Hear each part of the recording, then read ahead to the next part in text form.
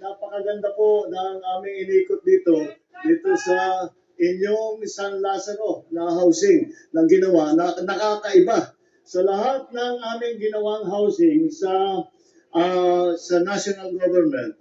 Lagi po namin sinasabi, hindi sapat na magtatayo ka lang ng bahay o magbibigay ka lang ng unit. Dahil ang buhay ng tao ay hindi pabahay lamang. Ngayon na ako nakakita na merong health center sa loob. Kaya yung mga nakatira dito, hindi na kailangan lumabas pa ng building nila. We will share the credit, pero ang katotohanan gawain po ito ng Manila City Government. Kaya pasalamat tayo sa inyong mayor, sa inyong vice mayor, lahat ng city council, dahil ginawa nila yung Manila Urban Housing Ordinance na ginawang opisyal ang pabahay para sa mga mahihirap na Manila resident at empleyado ng gobyerno na salary grade 18 at pababa.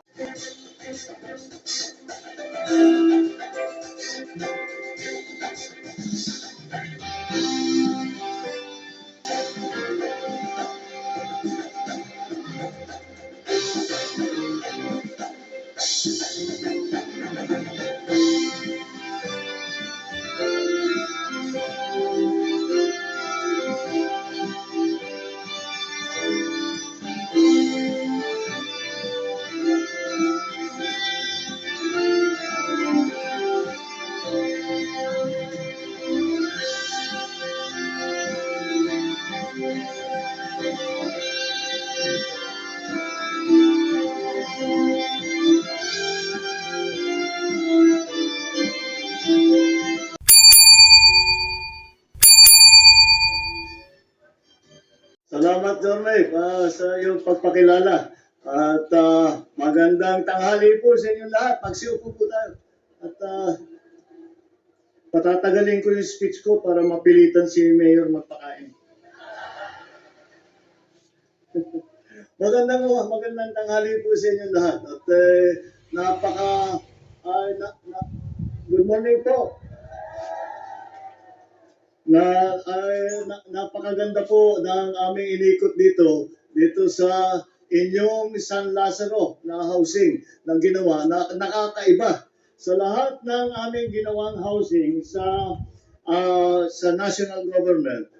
Lagi po namin sinasabi, hindi sapat na magtatayo ka lang ng bahay o magbibigay ka lang ng unit. Dahil ang buhay ng tao ay hindi pabahay lamang. Kung hindi, kailangan malapit, mayroong serbisyo. Ito ang ngayon na ako nakakita na mayroong health center sa loob. Kaya yung mga nakatira dito, hindi na kailangan lumabas pa ng building nila. Kung meron silang karamdaman, doon sila pupunta. Pinakita ko nga yung malaking karato na nakalagay doon, PhilHealth accredited na. So, basta't maging tenant dito ay magiging maginhawa ang service ng healthcare ng ating mga pasyente, magiging pasyente. Ito po ay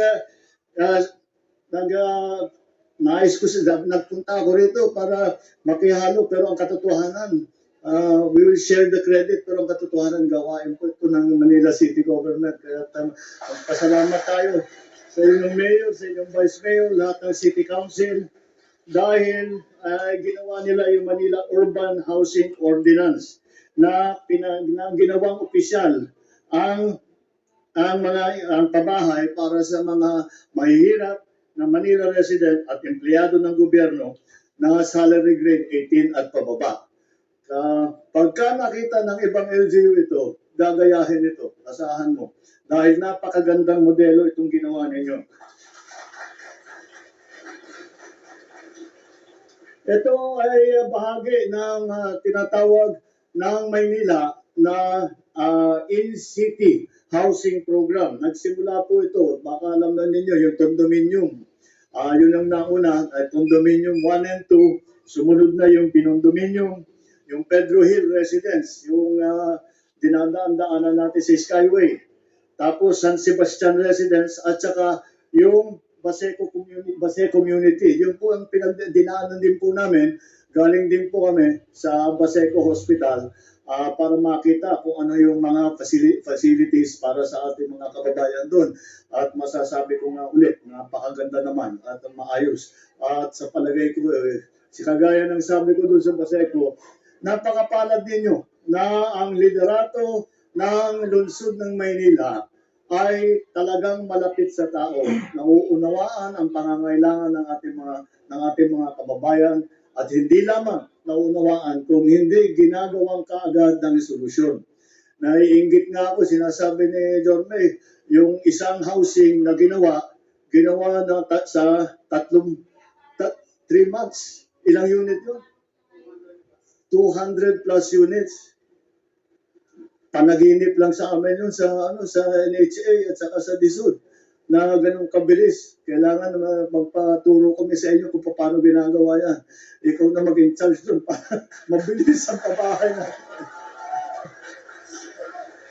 Kaya naman po, ay makikita natin na kapag magandang ugnayan ng local government, ng national government, andito po Land Bank, sila pong nagpondo nito. Mula nagsimula pa po ito nung pandemya.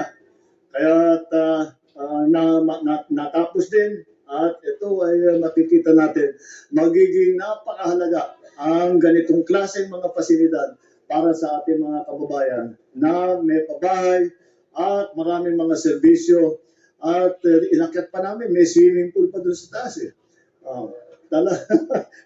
Para sabi, parang social, para ako nasa Makati, parang hindi mo naisipin na makakita tayo ng ganito sa socialized housing, ganito kabilis, ganito kaganda, at dapat nga magpasalamat tayo na mayroon tayong ganito at yung mga inspirasyon na nagdala ng ganitong klaseng facility dito ay dapat natin pasalamatan at ito ay kasama po sa aming programa bilang sa national government dito. Kaya po ako'y nandito. Kahit hindi national government project po ito, ay gusto kong ipakita sa lahat ng taong bayan na ito ang maaari natin gawin. Basta't magandang ugnayan, basta't magandang ang pag-coordinate ng national at saka local government, marami tayong magagawa. Ito, local government pa lang, pag pinagsama mo pati, yan na nga, yung mga funding, yung mga pondo na manggagaling sa national government, yan po, ay makikita po ninyo, ay napakalaki ang magiging benepisyo sa ating mga kababayan. Kaya po, ay congratulations po sa inyo lahat, sa lalo na yung mga maninirahan dito sa napakaganda na San Lazaro Residence dito po Santa Cruz. Kaya alam niyo po, ito po ay naalala namin lagi yung housing dahil kawawa rin ang ating mga kababayan at kakulang-kulang yung housing. Pinaalala sa akin ni John May, yung housing dito, yung luma dito, bliss pa ito. Yung mga bata, hindi na nila alam yung bliss. Tinayo ng mother ko, si Imelda yan. Panahon pa ng mother ko yan. Nung governor, siya ay Human Settlements Ministry. Yan po. At diyan po namin natutunan, nung panahon ng mother ko, yung Human Settlements. Kaya hindi, ang title po ng kanyang departamento, hindi housing. Ang departamento was at the time at saka nabalik ay is gumagawa sila, hindi lamang nagpapatayo ng bahay, kung hindi isang komunidad. Kaya human settlements. Dahil tama rin naman, hindi mo basta ipaglalagay ka ng ilang bahay sa bundok, wala namang trabaho, wala nang walang palengke, walang simbahan, walang eskwelahan. Mahirap, walang pupunta ron, walang titira doon. Kaya ganitong housing na ito, ganun din ang pag-iisip na kumpleto na. It is not just a unit, kung hindi ito ay isa pa rin ay kasama sa community. Binubuo ang isang community. Ginawa ngayon dito sa Maynila, binuo yung isang community dito sa isang building. Congratulations sa lungsod ng Maynila. Congratulations sa lahat ng magiging beneficiary dito sa magandang programa, magandang proyekto na ito. Maraming salamat po sa inyo. Magandang tanghali. At saka pwede na yata. Merry Christmas na po. Merry Christmas.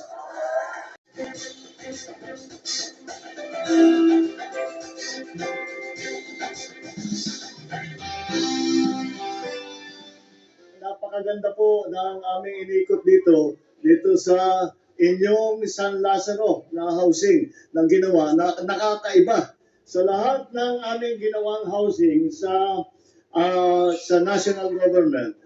Lagi po namin sinasabi, hindi sapat na magtatayo ka lang ng bahay o magbibigay ka lang ng unit. Dahil ang buhay ng tao ay hindi pabahay lamang. Ngayon na ako nakakita na merong health center sa loob.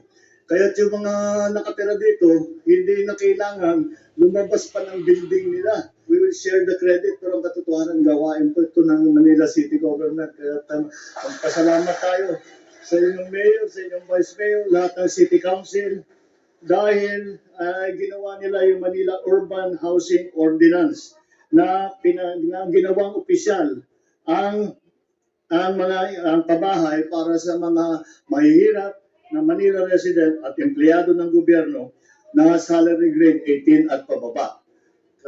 Pagka nakita ng ibang LGU ito, gagayahin ito, asahan mo. Dahil napakagandang modelo itong ginawa ninyo. Napakapalad ninyo na ang liderato ng lungsod ng Maynila ay talagang malapit sa tao, nauunawaan ang pangangailangan ng ating mga kababayan at hindi lamang nauunawaan kung hindi ginagawang kaagad ng solusyon. Kahit hindi national government project po ito, ay gusto kong ipakita sa lahat ng taong bayan na ito ang maaari natin gawin. Basta't magandang ugnayan, basta't magandang pag-coordinate ng national at saka local government, marami tayong magagawa. Ito, local government pa lang, pag pinagsama mo pati, yan na nga, yung mga funding, yung mga pondo na manggagaling sa national government, yan po, ay makikita po ninyo, ay napakalaki ang magiging benepisyo sa ating mga kababayan.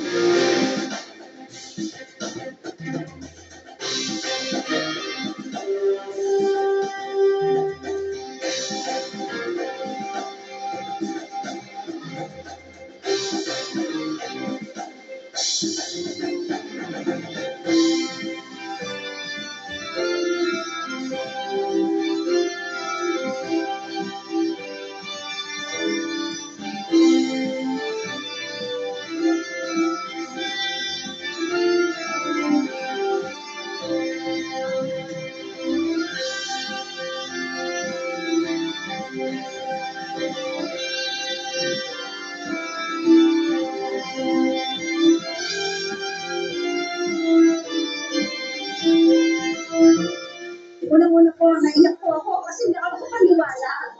Kasi matagal ko na rin pinag-pray na magulat ako. Naiyak ako. Ayun, tuwan-tuwa po. Nagulat. Siyempre, parang nasala pa. Dahil ngayon lang po kami, almost 42 years sa Maynila na wala kami tirahan ng sarili. At nagpapasalamat kami kay Yorme dahil nga sa kanya lang kami nagkaroon ng pagkakataon magkaroon ng sariling maisip ano namin ang bahay namin talaga na maganda, maayos, at maliwalas po. Maganda po. Kumusta malaking tulong po para sa aming mga empleyado na mababang sweldo ay hindi makaka-afford na umupa ng malaki. Kaya nga po, tuntua kami lahat ng mga mababang sweldo na nagkaroon kami din ng pamahal.